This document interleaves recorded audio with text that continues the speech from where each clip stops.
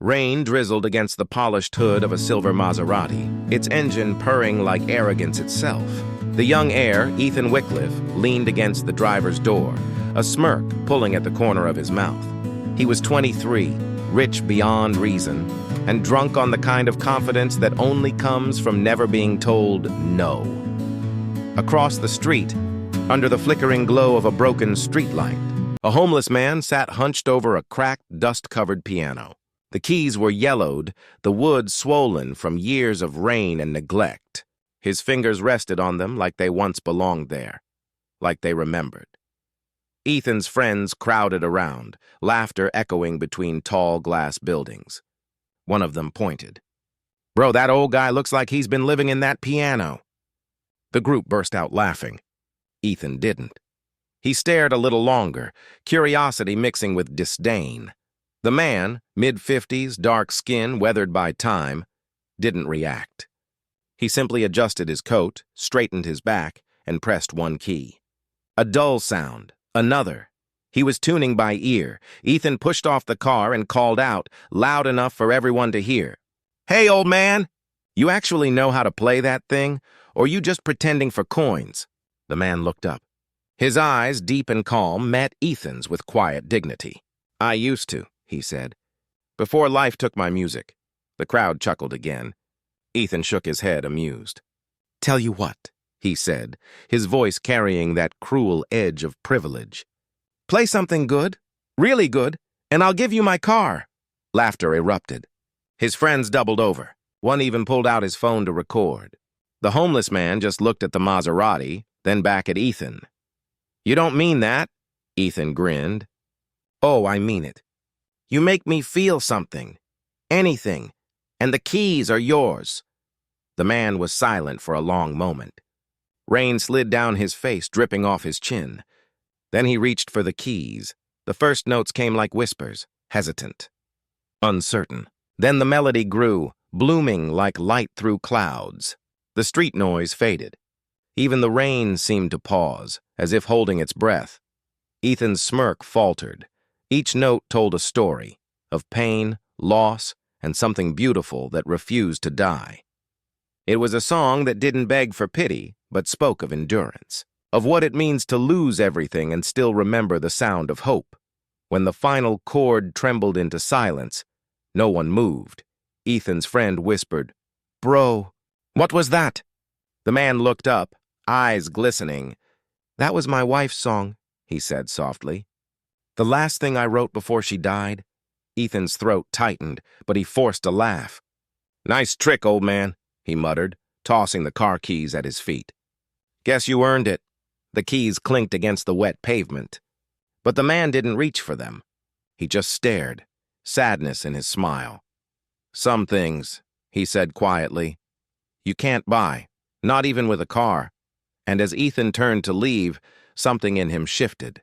He didn't know it yet, but that melody would follow him, haunt him, and change everything. That night, Ethan couldn't sleep. He lay in his penthouse bed, sheets crisp, city lights glowing through glass walls, but the piano still played in his head. The melody echoed slow and aching, like the ghost of someone he'd never met but somehow missed.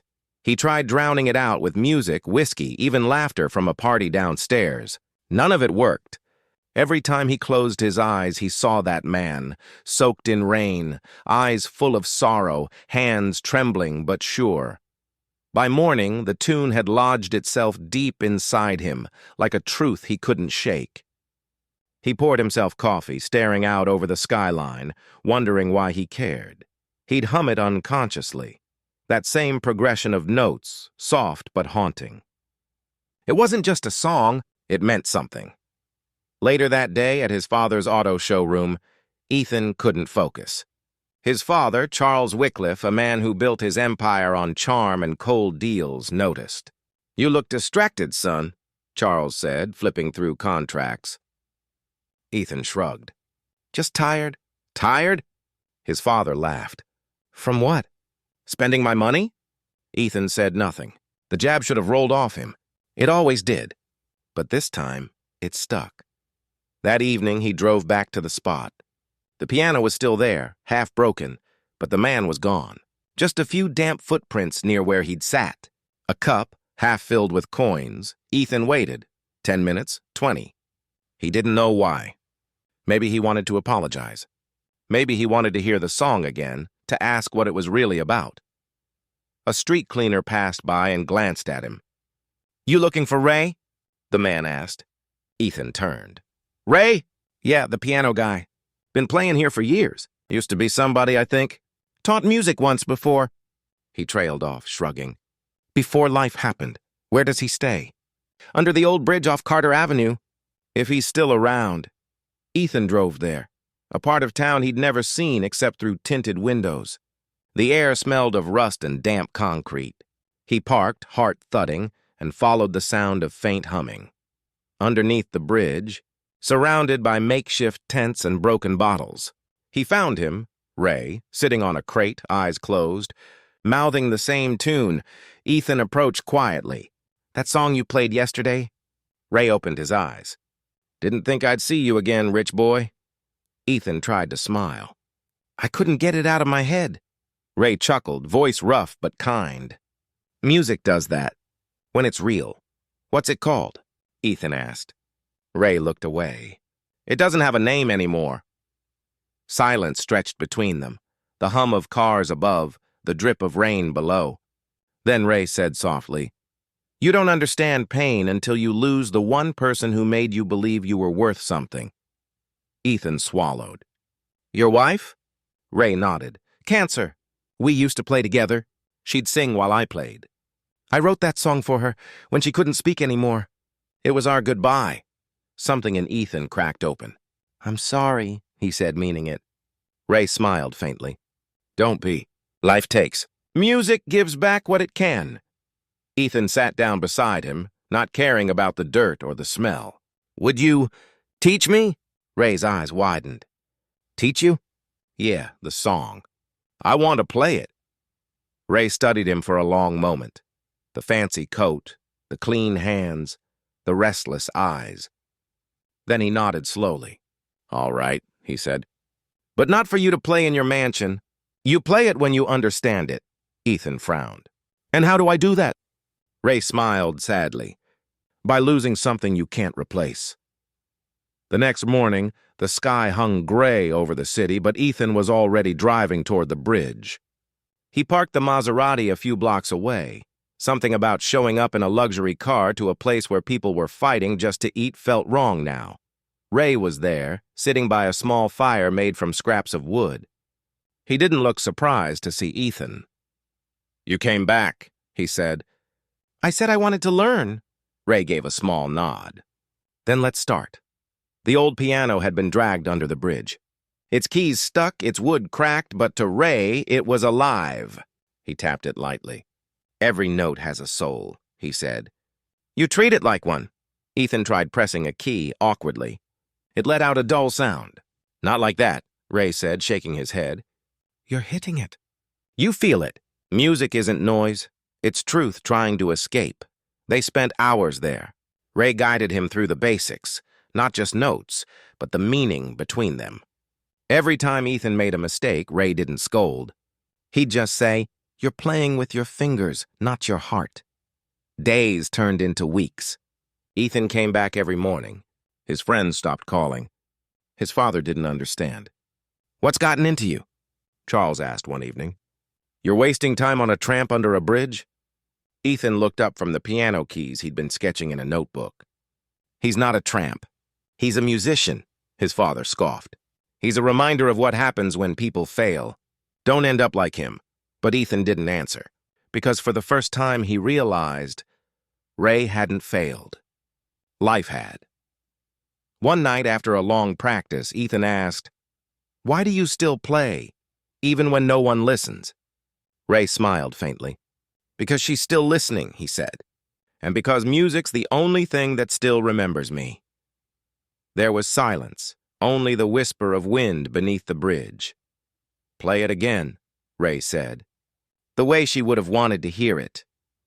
Ethan began, clumsy, uncertain, but each note carried something different now. It wasn't just sound.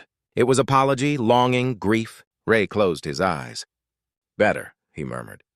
"You're starting to feel." As the days passed, Ethan's playing improved.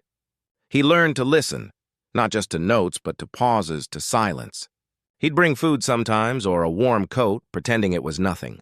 Ray never asked for more than music. Then one morning, Ethan arrived to find the piano silent. Ray wasn't there. His crate was empty. The fire pit cold. He waited hour after hour, nothing. He came back the next day. And the next, still no Ray. Finally, a man from the camp approached him. "You looking for the old piano player?" Ethan nodded, stomach tightening. "He got sick. They took him to Mercy General a few days back." Ethan's hands clenched around his keys. He drove faster than he ever had, not for thrill, but for fear.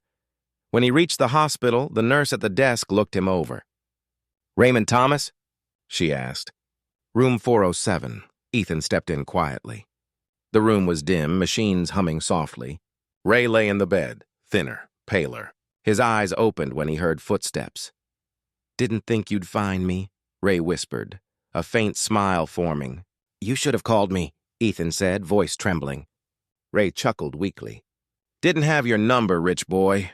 They both laughed, softly, like an old song coming back. Ethan pulled a small keyboard from a bag. "I brought this," he said. Rain fell again that night, the same kind as the day they met. It streaked against the hospital window, tracing slow rivers of light down the glass. Ray was asleep, breathing shallowly, his chest rising and falling like the last flickers of a candle. Ethan sat beside him, sleepless, his fingers resting on the small keyboard. He played quietly, Ray's song. Every note trembled, heavy with memory. The nurse entered softly. "You should get some rest," she whispered. Ethan shook his head. "He wouldn't want me to stop playing." She paused, then smiled faintly. "Then keep playing." Ethan played until the rain stopped, until the night turned into pale dawn. And when the first light touched Ray's face, he opened his eyes. "That's it," he whispered. "You found it." Ethan looked up, eyes red. "Found what?" Ray's lips curved into a peaceful smile. "The part of you that feels." A tear slid down Ethan's cheek. "Don't talk like that." "You're gonna get better." Ray shook his head slowly. "We don't all get better, son. Some of us just make peace with what's left." Ethan took his hand. "You still have your music." Ray's eyes softened. "No, you do now." The room fell silent except for the hum of the machines. Ray's gaze drifted toward the ceiling, unfocused, like he was hearing something beyond this world. He whispered, barely audible, "Tell her. I played our song one last time." Then the sound of the monitors flattened. One long, thin tone that seemed to pierce straight through Ethan's heart. The nurses came rushing in, voices sharp and urgent, but Ethan didn't move. He just sat there holding Ray's still hand, as tears fell freely down his face. Outside, the world kept moving, cars honking, people living, unaware that under a bridge, a piano now sat silent, waiting for hands that would never return. That evening, Ethan returned there. The broken piano gleamed faintly in the streetlight. He sat down, placed his fingers on the keys, and began to play. The sound was imperfect, cracked, raw, but it carried the weight of everything Ray had taught him. People walking by slowed down, drawn to the music. A few even stopped, listening. For the first time, Ethan wasn't performing. He was remembering. He closed his eyes, feeling every note, every word Ray had said. Music gives back what life takes. When he finished, silence hung heavy. Then someone dropped a coin in the cup at his feet. Ethan looked down, startled, then smiled through his tears. He didn't want the money. He wanted Ray back, but somehow, the music made it hurt less. He reached into his pocket and took out the car keys, the same Maserati keys he'd thrown at Ray weeks ago. He set them gently on the piano. "You earned these," he whispered, "even if you never took them." Then he played again, not for fame, not for pride, but for a man who'd shown him what real wealth sounded like. Months passed, but the melody never left him. It lived in the quiet moments, when the city slept, when the world felt too loud, When he stared at the piano keys in his apartment and swore he could still hear Ray's voice saying, "Feel it, don't fake it," Ethan stopped attending the parties, stopped flaunting cars and champagne. He sold the Maserati quietly without a word to anyone. The money went to a shelter, the one under the bridge where Ray had lived. He didn't put his name on it. He didn't need to. Instead, he bought an old upright piano, repaired it himself, every hammer and string reminding him of that cracked one Ray used to play. Every morning, before the sun rose, Ethan would sit by it, playing that same song. But one morning he stopped midway. The notes weren't enough anymore. They felt like a message unfinished. That's when he decided he'd finish the song. For Ray, for her, for everyone who'd ever been forgotten. He spent weeks writing, long nights filled with tears, frustration, and quiet breakthroughs. And when it was done, he titled it "The Man Under the Bridge." It wasn't just music. It was a confession of arrogance, redemption, and the beauty of broken things. Then came the night of the performance. A charity gala, ironically hosted by his father's company. Ethan hadn't performed in public before, but something inside him said this was where it had to happen. When his turn came, he walked on stage in a simple black shirt. No introduction, no speech. He sat at the grand piano, took a deep breath, and let his fingers fall.